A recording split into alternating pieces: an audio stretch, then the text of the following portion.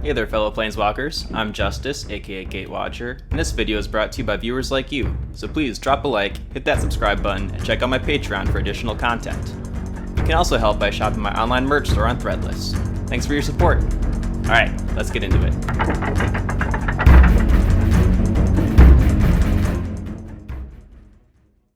For these budget deck tech episodes, I follow a few rules. I'm building these decks for under $30 using Scryfall pricing. This cost excludes the Oathbreaker itself if it costs over $5, and this cost excludes basic lands. I assume you already own those. I build these decks using the 6x6 method, meaning 6 cards for 6 strategies to make the deck work. As I'm explaining the cards, I'll also be explaining how to pilot the deck and how to win with it. Entering the Sanctum today is Narset of the Ancient Way from Ikoria, Lair of Behemoths. Narset was once a Khan of Tarkir and killed by Zergal Helm Smasher. But, due to the time-traveling shenanigans of Sarkhan Ball, her current timeline has her alive and well. Narset's mind has incredible capability. She's on the autistic spectrum, which set her capabilities apart from other monks, and caught Dragonlord Ojutai's attention.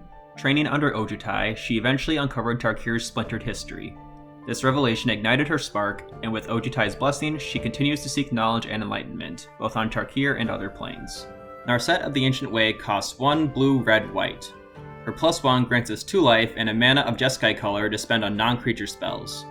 Her -2 reads, draw a card, then you may discard a card. When you discard a non-land card this way, Narset of the Ancient Way deals damage equal to that card's converted mana cost to target creature or planeswalker. And her ultimate -6 gives us an emblem with whenever you cast a non-creature spell, deal 2 damage to any target. Given her abilities and color combination, this is going to be a combo deck running on infinite castings and enter the battlefield triggers. Her signature spell is part of the combo. Retraction Helix is a 1-drop blue spell that gives a creature the ability to bounce a non-land permanent back to hand. We compare this with creatures that have untap abilities to infinitely bounce permanents with no mana cost, sealing in a win with infinite strikes. Let's see what we'll be bouncing with our first strategy, Zero Heroes. Ornithopter, Menmite, and Phyrexian Walker are all 0-drop artifact creatures. Starting off in the early game, you may need to play them as blockers, but most of the time we're more comfortable with them sitting safely in our hand. Tormod's Crypt and Welding Jar can be useful with their abilities in certain scenarios, with Tormod's Crypt being able to mess with the graveyard player, and Welding Jar helping to keep our combo pieces alive. But same as the 0-cost creatures, we'll be keeping them in hand until we can combo off. Lastly, there's Everflowing Chalice. This works as both a ramp piece and a combo piece. It has multi-kicker 2, for each time kicked put a charge counter on it, and for each counter on it, it can be tapped for a colorless mana. This is best played when it can go to secure ramp in the early game and then later be bounced back to hand to make the combo go off. Let's check out the engine behind this combo with strategy number 2, Untappers. Battered Golem, Mirran Spy, and Zephyr Scribe all get untapped whenever we cast an artifact. All of our 0-cost spells are artifacts, so they happily play with Retraction Helix to get infinite artifact castings. Leonin Battlemage and Nettledrone have a bit more operating room. The Battlemage will untap with any spell cast, and can tap to give a +1/+1 boost for the turn.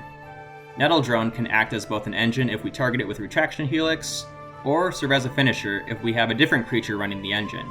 Its tap ability will deal 1 damage to each opponent, which is game ending given our engine is running. Finally, we have Jeskai Ascendancy. This is a whole lot of good stuff for this deck. Whenever we cast a non-creature spell, all of our creatures get +1/+1 and untap. Additionally, whenever we cast a non-creature spell, we can draw a card and discard a card. So if we have our engine running, but don't have a finisher to seal the deal, Jeskai Ascendancy can loot us through the deck until we find what we need. Let's talk about what we're looking for now in strategy 3, Fatal Finishers.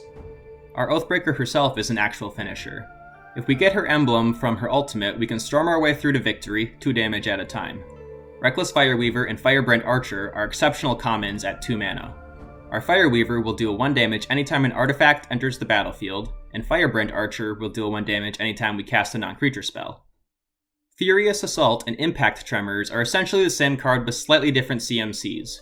Impact Tremors is by far the superior, but both work as combo winners. Altar of the Brood is our strongest finisher, costing only 1 colorless mana. Whenever another permanent enters the battlefield under our control, each opponent mills 1. This is our most likely target when looting through our deck, since it's easily castable and it works with every one of our 0 heroes. Now that you know all the pieces, let's check out some ways that can help us set it up, with strategy 4, Working on It. Flux Channeler, Contentious Plan, and Volt Charge all carry the keyword Proliferate. This can help us uptick Narset to get her emblem, or even supercharge our Everflowing Chalice to get some impressive ramp. Hour of Devastation and Storm's Wrath over our board clears, as in the early game we don't really need to be playing many creatures. Both of these board wipes also deal damage to Planeswalkers, which can be helpful in foiling our opponent's Oathbreaker plans. We also run Trinket Mage to help us find pieces we need. Trinket Mage can tutor up an artifact that costs 1 or less, so it can find us our Altar of the Brood if we need a finisher, or find a 0-cost artifact if we need part of our engine. Just as we have plans, so do our opponents, so let's see what we can do about that with our Strategy 5, Don't Interrupt. We're playing a deck that relies on casting a lot in a short amount of time, so opponents counterspelling our combo tends to ruin the beatdown. We're running Disruption of our own with Spell Pierce, Void Snare, and Mystical Dispute.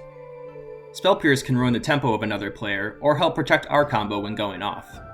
Void Snare is an easy 1-drop that removes anything nasty on the board back to hand, and Mystical Dispute shines at stopping blue players from stopping us, since it's cheaper to use against blue spells, which are typically counterspells. Dismantling Wave and Leave No Trace are all about busting opponents' boards. Stacks pieces can really limit our game plan, so we've got these to take care of that. Hold out on using these until you can get the most value out of them by hitting multiple opponents' boards at once. Our final counterspell is Dovin's Veto, which is the be-all end-all of counterspells, as it cannot be countered itself. If we're up against blue mages, this is the best tool to make sure our mission goes as planned. Sometimes though, the mission doesn't go as planned, so here's strategy number 6, Final Assembly. Tashar, Ancestor's Apostle, can get us our combo creatures back from the graveyard if they've met an untimely demise, and Anger can give them haste if itself is in the graveyard and we have a mountain in play. We'll typically get Anger into our graveyard using Narset's second ability to discard it, and getting to dish out 4 damage as well. Rally the Ancestors can bring a win out of nowhere if our graveyard is filled enough. The typical best X cost for this is 3, which can get us our engines back into play and at the ready. Keep in mind, they do get exiled at the beginning of our next upkeep, so this is an all or nothing play and only works if our Anger is granting our creatures haste. Retraction Helix is our signature spell, but we're also running Banishing Knack, which is an exact twin. If our Oathbreaker isn't in play, Banishing Knack can bring in a sneaky win when our opponents aren't expecting it. Our final card is Quicksmith Genius. It works similar to Jeskai Ascendancy. In this case, we discard a card and then draw a card whenever an artifact enters the battlefield. If we have the engine running, our Genius can go through our deck to find Altar of the Brood or a different finisher to make the game ours. That's all our cards, so now it's time to check our final price. Assembling an average Narset of the Ancient Way will cost $308.38. Our Infinite Strike deck costs only a fraction of that, coming in at $27.89. That's all for this episode. Let me know in the comments what combo pieces you'd assemble into our machine. I can think of a few that are a bit over budget, but would put the pedal to the metal. If you're not quite ready to planeswalk away, check out my Patreon to get access to my Oathbreaker Discord server and other awesome benefits. Thanks for watching, and I'll see you next time.